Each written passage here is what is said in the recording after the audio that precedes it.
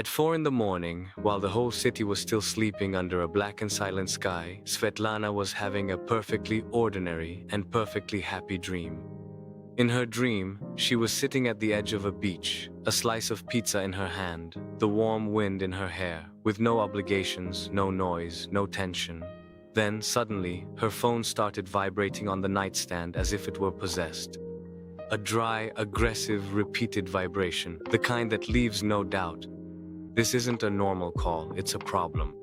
Half asleep, her throat dry, her eyes still glued shut with sleep, she reached out blindly, grabbed the phone, and answered without even looking at the screen.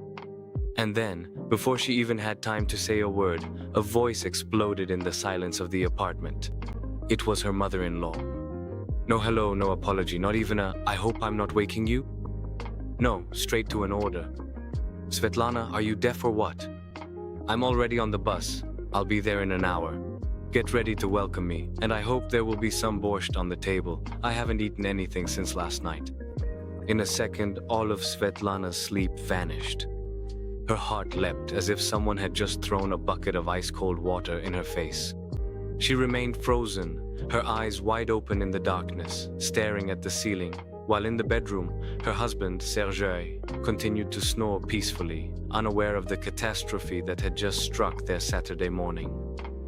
And suddenly, before her tired eyes, she saw the whole scene play out again, even before it happened. The door opening at dawn, the huge, heavy bag dragged into the hallway, the potatoes still covered in dirt. The suspicious jars, the smell of a cellar, the criticisms, the remarks, the sighs, the comparisons, the humiliations disguised as advice. And something this time snapped inside her. Because this wasn't the first time, nor the second, nor even the 10th. For 3 years, her mother-in-law had been barging into their lives like a storm, without warning. Always with that same confidence, that same certainty that she had every right. That same way of treating their apartment as an extension of her own house, and Svetlana as a maid who was behind on her duties. 3 weeks in a row, every Saturday, it had become an infernal ritual. A call at dawn, a theatrical arrival, a bag full of potatoes, bottles of alcohol, homemade liquor she proudly called artisanal. And of course the long litany of criticisms. The curtains too wrinkled, the floor not clean enough, the soup too light, Svetlana's shoulders too thin, her nails too long, her skirts too short. And Sergei, according to her, was no longer a man since he didn't fix things immediately. Every faucet, every handle, every light bulb, at the exact moment she decided it needed to be done. So that morning, a little after 4 o'clock, in the dim light of her small kitchen, clutching the phone in her hand, Svetlana stopped trying to pretend. "Which borscht exactly?" "It's 4 in the morning. People are sleeping? And your potatoes, did you at least wash them this time, or are they still coming with the whole garden stuck to them?" On the other end of the line, silence. A real one. A silence so heavy you might have thought the entire bus had just frozen. The mother-in-law wasn't used to this. Not to this tone, not to this resistance, not to this insolence coming from the one she had always considered the little wife who needed to be put in her place.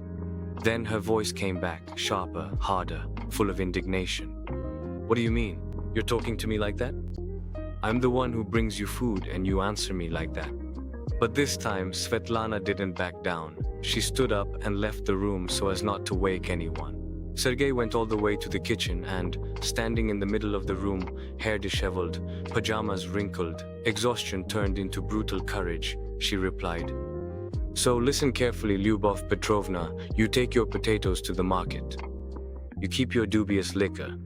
And as for me, I'm going to try to get at least a little sleep before you show up with your whole circus." On the bus, someone probably stifled a laugh. You can easily picture the scene. The passengers woken up too early, bags on their laps, the dirty morning light. And in the middle of it all, this woman, red with anger, clutching her phone, publicly humiliated for the first time in her life. But Svetlana didn't stop there. No, 3 years of frustration can't be let out in just half a sentence. And one last thing, if you wake me up again at 4 a.m., I promise your potatoes will end up in the compost. Then she hung up. The silence in her kitchen was immense.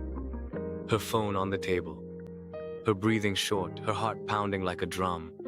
And yet, in the midst of that tension, there was also something else. An almost new feeling, a feeling of taking back control.